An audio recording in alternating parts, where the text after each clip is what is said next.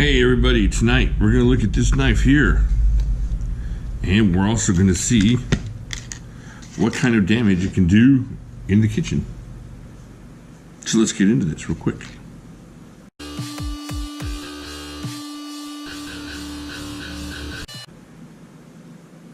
Okay, this is the Tops El Chappo, and it is a sweet cleaver here. Let's check this out. Got this cool Kydex blade guard here, and just super minimal, just obviously something you want to put on there, but nothing to hook on your belt or anything. You could get something like a lanyard or something, I'm sure. So it's not anything super fancy. This is pretty much how it came to me in a plastic bag from Blade Show.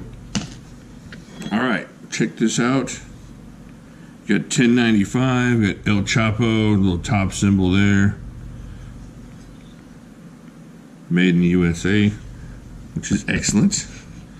You have about, let's just make sure we get all this lined up. 1, 2, 3, 4, 5, 6.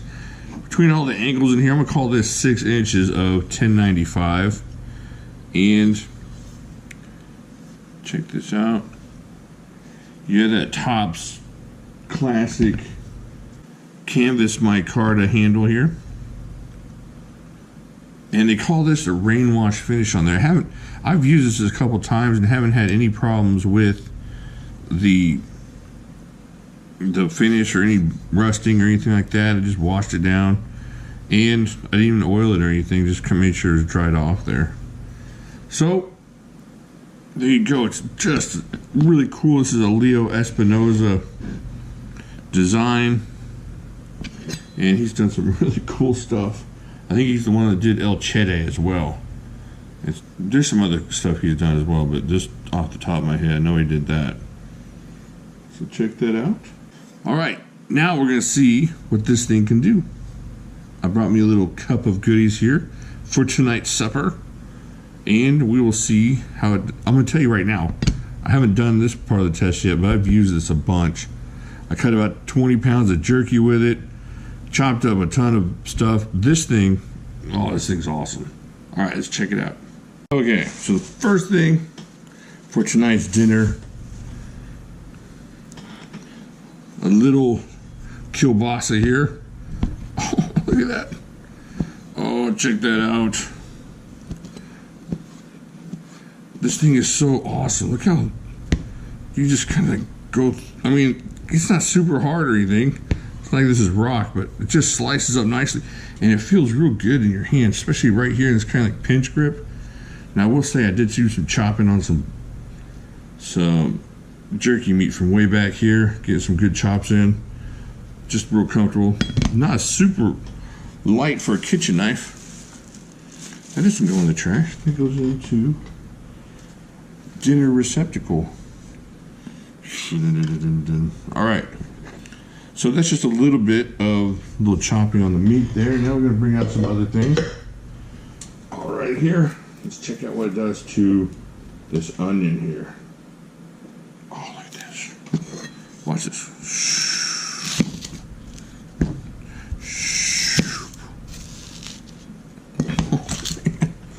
Oh, this knife is so much fun. Alright. Take that off. Get that off of there. No problem. Now, please, all you super chefs, forgive my lack of excellent onion chopping ability. But check this out.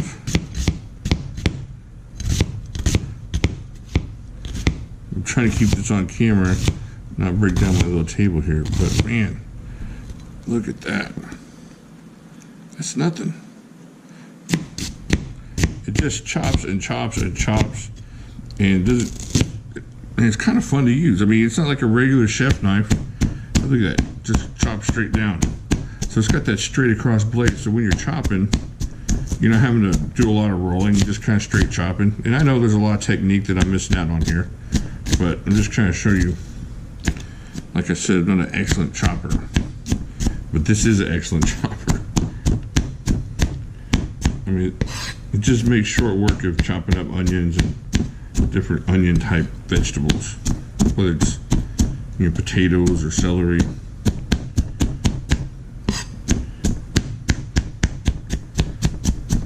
All right, I know I'm not supposed to be scraping this on here, so please forgive me. I haven't got that part of my technique down. But there you go. You know, and it's fun to use, especially if you're doing a lot of cooking. You're kind of looking for something that's not the same old thing. And this is definitely not the same old thing. All right, so there's that.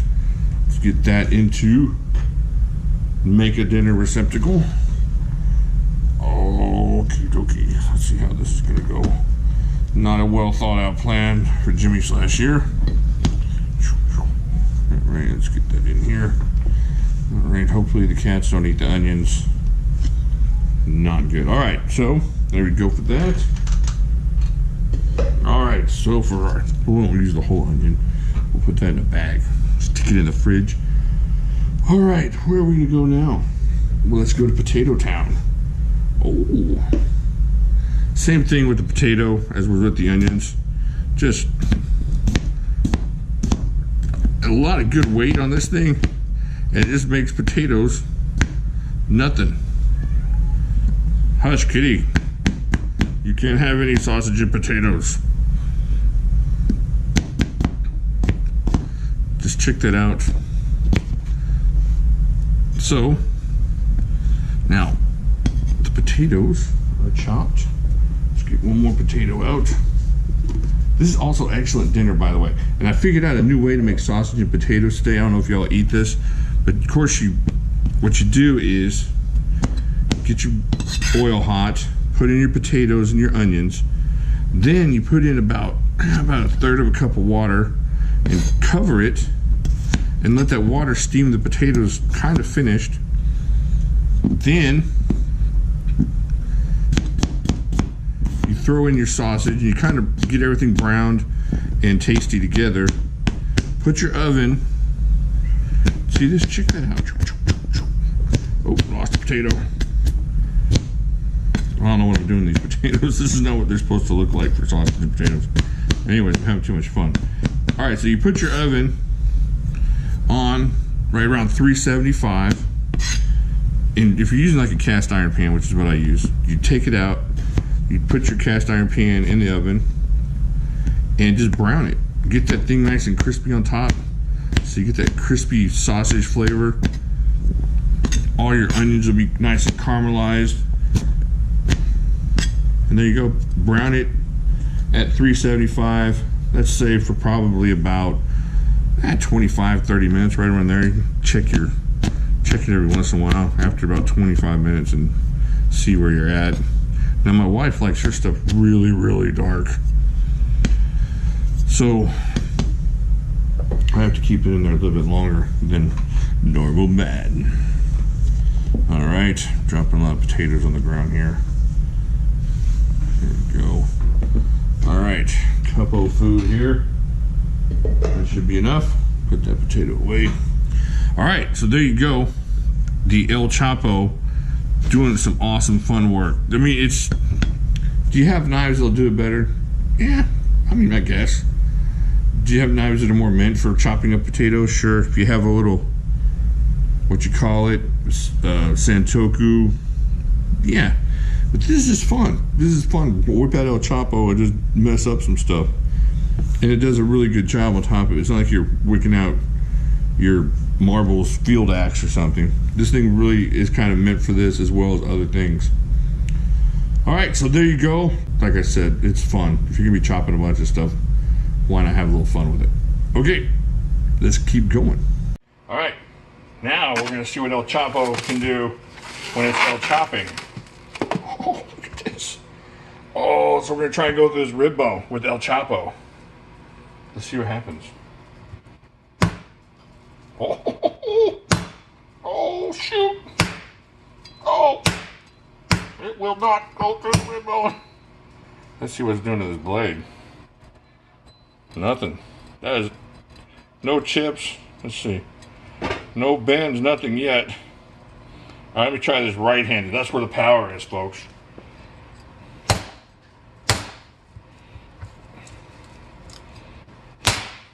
Holy crap. I mean, holy poop.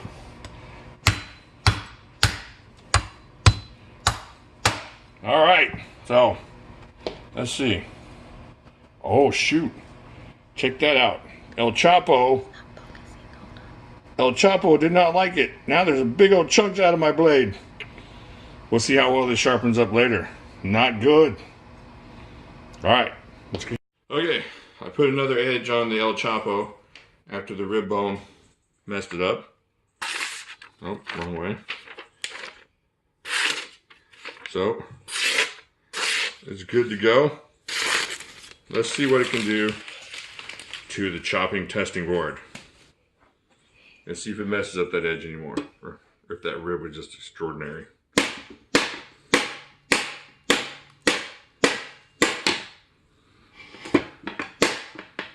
right.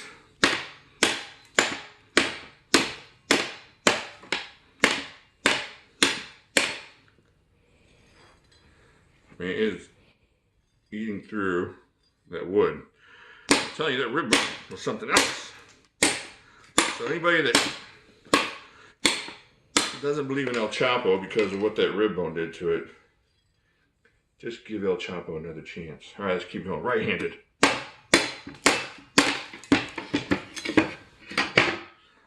Die! Watch out, cameraman.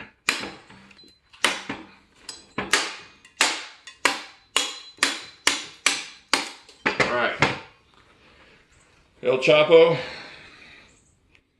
no chips, so maybe a little chip there, but not too bad. Still a good jobber here.